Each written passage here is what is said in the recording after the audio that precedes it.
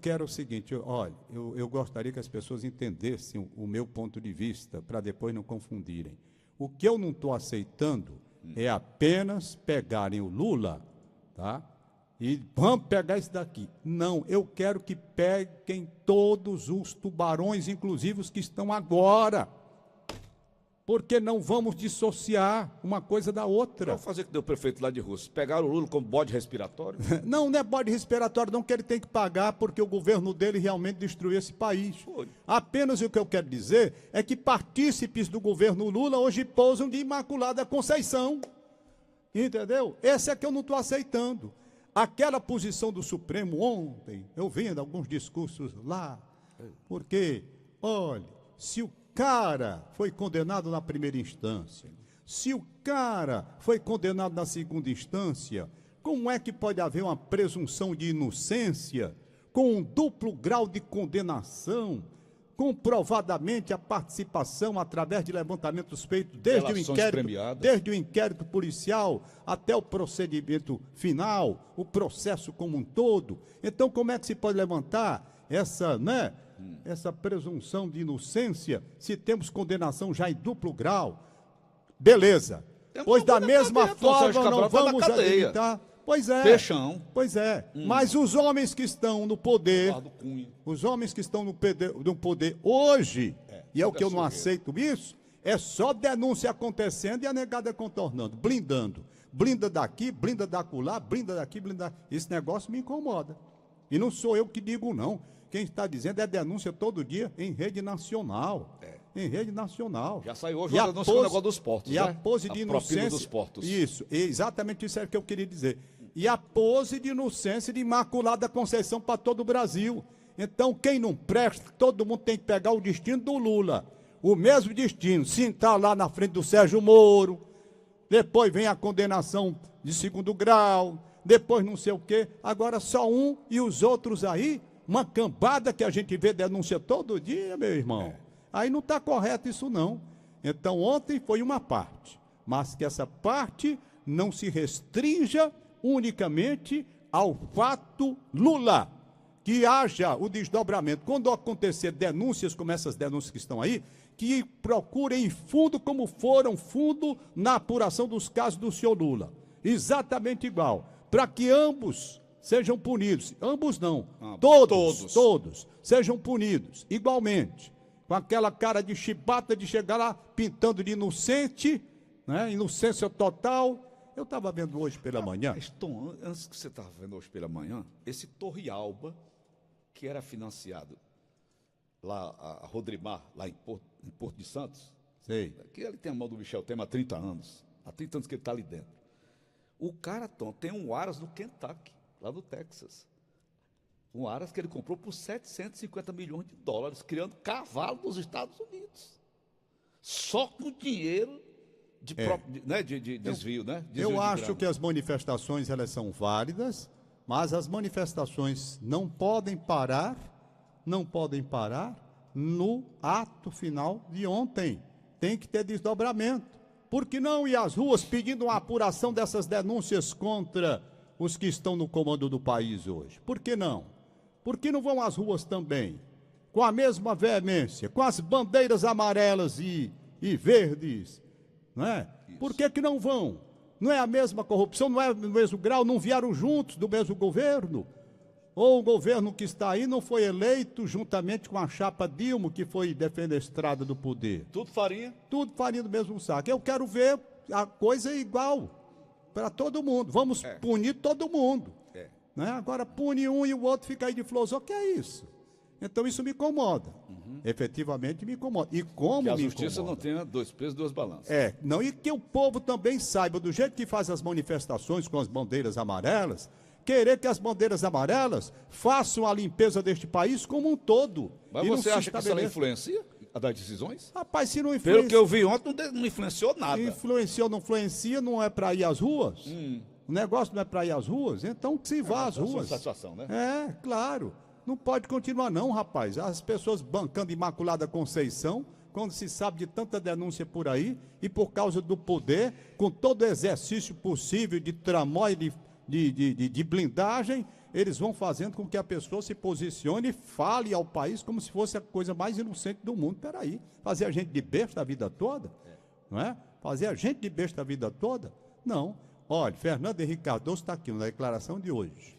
Fernando Henrique Cardoso, ele disse, estava nesse instante vendo aqui, era aí que eu acho que Fernando Henrique Cardoso. Fernando Henrique Cardoso. Ouvi um pouquinho do Gilmar Mendes enquanto tu arranja aí o Fernando Henrique. Homem, rapaz. Quer não? Só um cheirinho Bote, dele. bote. Um cheirinho do Gilmar. Gilmar Mendes. Gilmar Mendes. Bebe uma água lascando. Ao eminente relator, no sentido de conceder-se a ordem para que eventual cumprimento da pena, neste caso, ocorra somente a partir do julgamento da matéria pelo STJ. É como voto. O ministro Alexandre de Moraes votou contra a concessão do habeas corpus ao ex-presidente Lula. O ministro defendeu que a regra deve ser prender após a condenação em segunda instância. Ele explicou que a primeira e segunda instância são aquelas que julgam as provas e verificam se o réu é culpado. O que Fernando Henrique disse? Fernando Henrique disse. Atenção. Estou procurando aqui. Tem a voz dele? Não,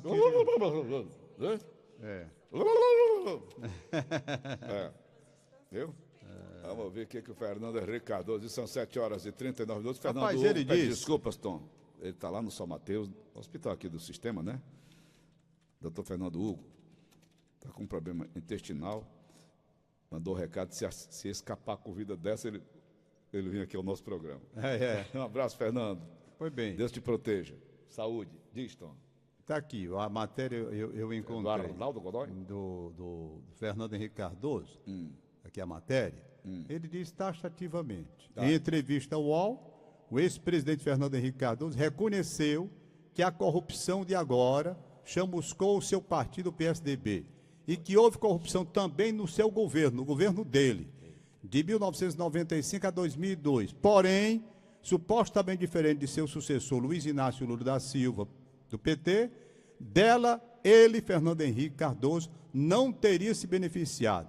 Eu é que não participei, eu é que não sabia, disse ele, mas ele declara que no governo dele havia corrupção.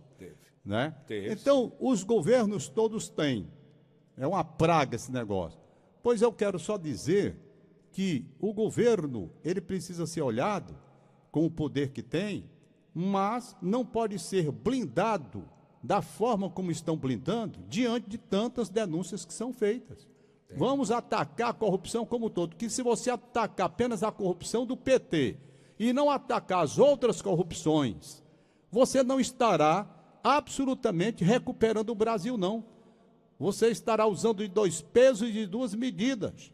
Da mesma forma rigorosa com que se está buscando e deve-se buscar a prisão do Lula e de outros mais que tenham participado desse crime contra o país, se deve buscar também com mesma veemência a punição para aqueles que estão sendo denunciados agora, e eu não sei por que, com tanto poder, eles conseguem ir ludibriando e saindo de fininho, conseguem... corrompendo também, não? Não sei, rapaz, é uma manobra, né? Cardoso cite Aécio Neves, né? Foi uma decepção. Foi. Fernando Hugo, quando fala hoje do Aécio Neves, ele fala com ódio. Pronto, né? aí eu pergunto, né? Na coisa, a gente nota que é branda para um lado e forte para o outro. As construções dos metrôs lá em São Paulo, né? Houve muita denúncia a respeito, foi de superfaturamento, né? Exatamente. O superfaturamento é onde mora a coruja. Pois é onde mora a coruja, é no superfaturamento. Está aqui, Ai. seu governo. Eu é que não participei, eu é que não sabia. Está aqui o Fernando Henrique na entrevista de hoje, dizendo que no governo dele tinha corrupção. Depois ele soube.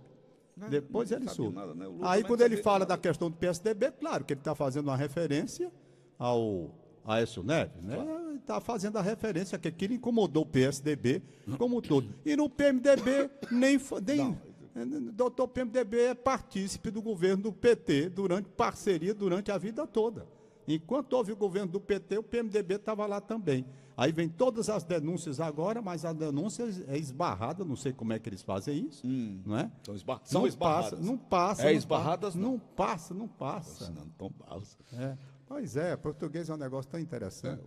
Mas, segundo o presidenciável Ciro Gomes, que também foi do PMDB, você foi, eu fui. Eu fui de quê? Do PMDB. Eu não sei como é que foi esse negócio, não. Aliás, eu preciso até Você saber... foi filiado, eu fui também. Eu preciso até saber como é que está essa coisa, porque em 1989, quando me chamaram para ser candidato a deputado federal, já pensou, o candidato a deputado federal já tinha morrido há muito tempo. Eles filiaram. Rapaz, eles pediram o seguinte, eles me chamaram lá, no Cambeba, e disseram, Tom Barros, estamos com você hoje aqui, porque hoje é o último dia Filiação. de filiação e você tem que se filiar hoje para decidir depois se é candidato ou não. Certo. Eu disse, rapaz, eu, candidato a deputado federal, nunca pensei nisso na minha vida, não passou nem pela minha cabeça. Não, mas nós temos estrutura, não sei o que, blá, blá. Não, faça o seguinte, você assina a ficha de filiação aqui, Isso. perfeito? E você decide depois. Aí eu vim para cá, para a televisão, fui lá passar o doutor Mansueto Barbosa, meu querido, grande amigo de saudosa memória. Cheguei lá, contei para o doutor Mansueto Barbosa essa história todinha. Aliás, no dia seguinte, porque lá no Cambeba eu cheguei, era 5h30 para isso aí, 18 horas, que parece até 19 para assinar essa ficha. E eu assinei essa ficha, que na época eu não sei nem qual era o partido. PMDB. Era o PMDB, é? Pois bem, assinei essa ficha. Quem estava lá na ocasião era o Haroldo Mota, advogado. O Haroldo Mota. Estava lá o Byron Queiroz. Nosso ouvinte. Byron Queiroz. morreu, né? Nos Já deixou. morreu. Estava lá o Egídio Serpa, que hoje é Jornalista, tá nos jornalista ouvindo. daqui. Pois bem. E eu fui lá e assinei as fichas de filiação. Pronto. Mas disse para eles, rapaz, eu estou muito confuso, eu não quero ser candidato a nada, não. Nunca pensei na minha vida. Não faz a minha praia. Não, mas pensa aí, você tem uma grande audiência no programa O Crime Não Compensa, nós fizemos uma pesquisa e há boas possibilidades, não sei o que. Aí eu voltei. No dia seguinte, eu fui na sala do doutor Mansueto. Rapaz, aconteceu isso aqui assim. O prazo era ontem, pediram para eu assinar a ficha para pensar depois. Eu assinei essa ficha aí de filiação, não sei nem que partido era lá, deve ser o PMDB mesmo. Aí o doutor Mansueto olhou para mim e disse, meu amigo, uma coisa, Tom Barros, você tem vontade? Eu digo, zero, nenhuma. Tem vocação política? Zero, nenhuma. Então, que diabo é que você vai se meter num negócio desse? Pronto. Aí eu esperei os 7 dias, né? Não fui lá, não. Liguei, disse, negado, aí Obrigado. eu estou fora, eu não vou concorrer, não. Em compensação, não fui mais atrás de saber esse negócio dessa ficha que eu tinha assinado lá, de filiação. Vai ver que eu ainda sou... Mudaram até o nome, não foi do partido agora? Agora tiraram o P. Tiraram, Deixaram só o MDB. tiraram o P de... Tiraram o P. Esse o P P que botou... ali. de propina. Aí, Tom... Não, não, é de putaria. Pena de propina. Tudo bem. Aí, Tom, era MDB, né, na época, né? E o Tancredo Neves era presidente do PP, Partido Popular, na época, né? Era o Tancredo. Quando ele se juntou com o PMDB do Zé Sarney, que foi o vice dele, não foi? Sim. Naquela derrubada da ditadura. Isso. Aí tiraram o P do PP e botaram no MDB, aí ficou PMDB. Naquela época, do Sarney... E quando eu me filiei assim, como eu acabei de dizer... Já era PMDB. Já era PMDB? Aí o Tasso Gereissati foi eleito pelo PMDB, lembra-se? Foi, do Zé Sarney. O Tasso. Tasso Gereissati. Depois o Tasso lançou o Ciro candidato a prefeito de Fortaleza, não foi? 2 anos depois? Sei. Ele dando todo o apoio ao Ciro. Nessa época, houve uma reunião aqui nessa casa, onde é a casa do Ivens Dias Branco, aqui na Antônio de Salles. Eles estavam reunidos lá, Tasso, Ciro, o Biratã Aguiar, na época. Sei. E eu vinha meio melado de sábado, lá da Parque Recreio. E me ligaram e tal, eu morava ali embaixo, perto da Face de Cristo, meu caminho era aqui para Antônio de Salles. Eu encostei o carro, entrei, daí me fizeram a minha cabeça e eu assinei também a ficha de filiação. Sei. Bebo, parecia uma cabaça. Entendeu? Aí eu assinei, aí fiquei dentro do partido. Posteriormente, o Ciro Gomes, com aquela língua desse tamanho dele, né, começou a dizer que o PMDB era um ajuntamento de ladrões. Então o grupo resolveu sair e criar o PSDB, que o doutor Fernando Henrique Cardoso, agora vem o professor Cardoso, vem falando aí que também tem corrupção dentro do partido dele, né? Foi.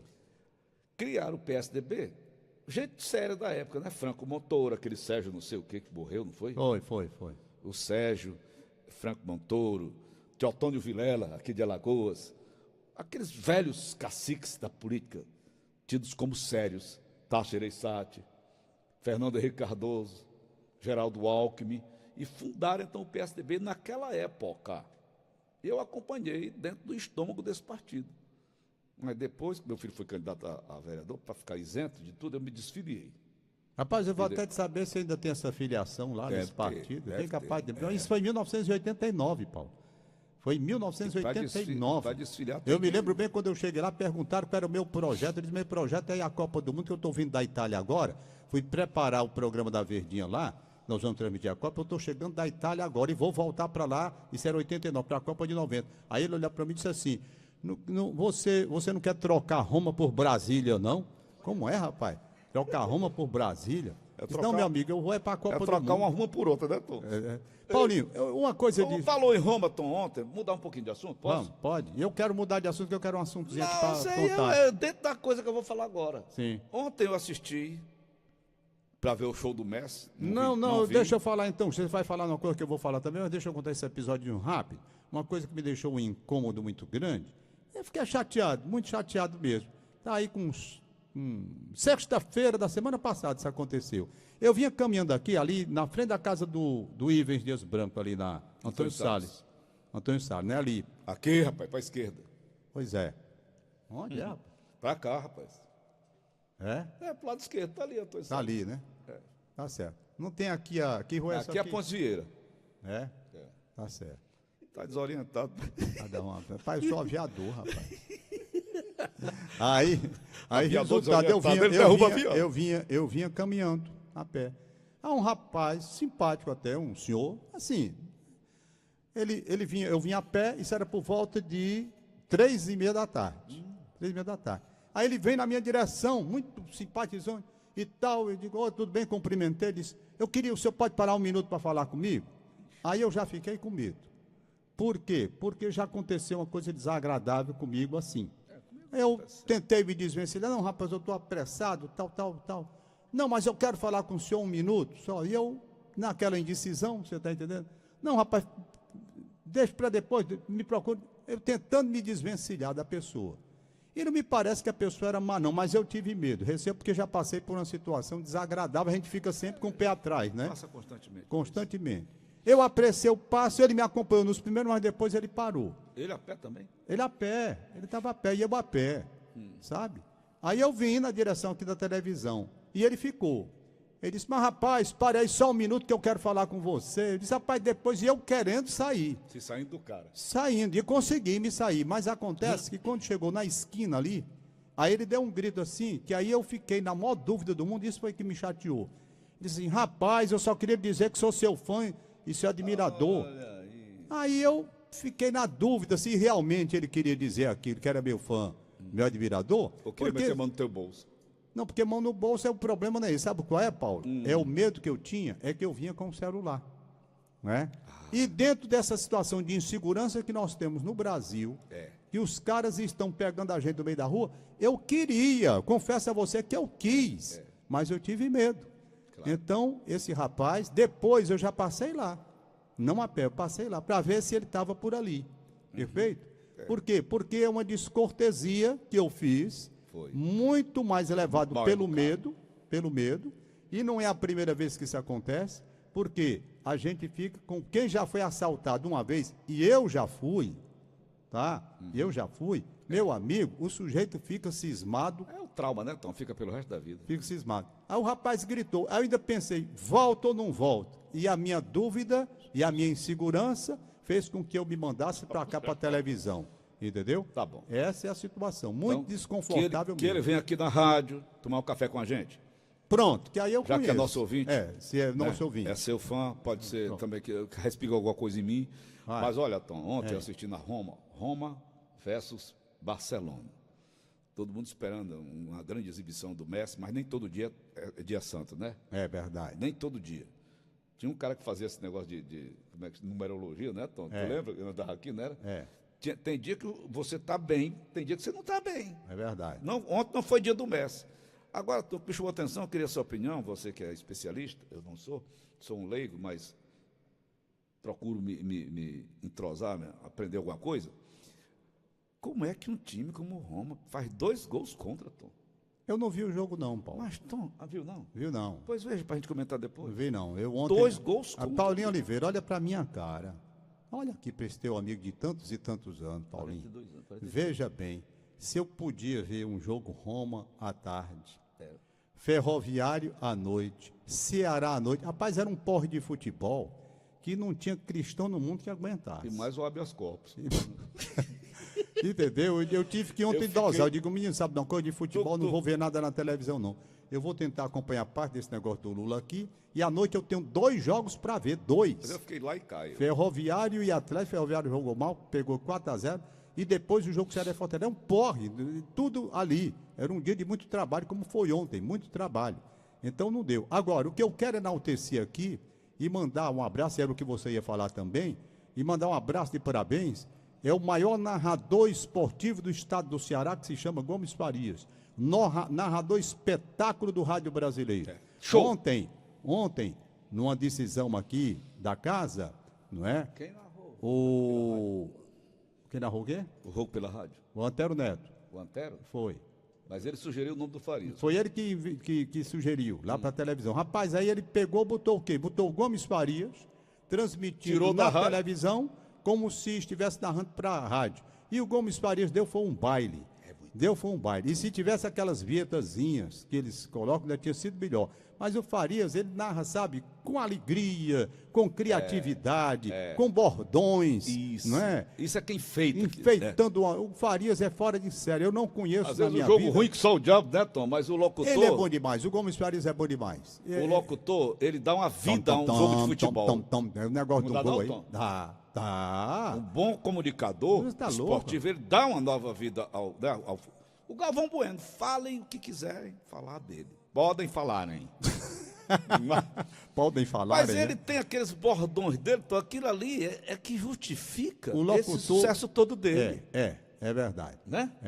Nós tínhamos um narrador que morreu, que também se envolvia de uma forma tal e dava a empolgação impressionante, Luciano do Vale. Que foi muito tempo titular da TV Globo. Inclusive, o Galvão substituiu. O tempo da Gorduchinha, Osmar Santos. O Osmar Santos era outro. Também, muito bom. Foi bem, e o Gomes Farias é espetáculo. Então, foi uma coisa que a TV fez ontem. Não sei se vai fazer no próximo... Aqui, não sei se ele, mas eu não sei se ele vai fazer no próximo domingo, porque foi uma coisa assim... Seria interessante se levasse as vinhetas também daqui da Pois é. Então, ele ontem deu um baile. Parabéns ao Raimundo Gomes Farias, né? E quem teve a ideia... não sei se foi o Antero, acho que foi, né? De levá-lo. O Roberto Moreira é o diretor, naturalmente aprova, né? Claro. Então, o Farias ontem, mais uma vez, deu demonstração de que continua sendo o locutor espetáculo do rádio brasileiro. Respeitem esses artistas. Espetáculo. A gente tem que respeitar esses artistas do microfone. Rapaz, ele é um artista mesmo. Ele narra futebol de uma forma completamente diferente de todos os outros narradores que eu conheci na minha vida, inclusive eu próprio aqui, que narrei futebol durante muitos anos. Vagabundo. Olha, eu vi o Frank Sinatra cantando lá no Maracanãzinho, nos seus 80 anos de idade, bicho. Frank Sinatra, dando show naquele Maracanãzinho, o estádiozinho inteiro levantando, de pé aplaudindo Frank Sinatra. Que maravilha. Cadê o Valdões de ontem? Não deu, não. Passou? Não deu, não. Não deu, não. Ok, Tom. Paulo Oliveira, fala. Você estava falando sobre o cantor de 80 anos, que é o Frank Sinatra. Frank Sinatra. E esse cantor aí de 71 anos, Paulo. Vamos ouvir. Atenção, senhoras e senhores ouvintes. Prestem atenção. Prestem atenção.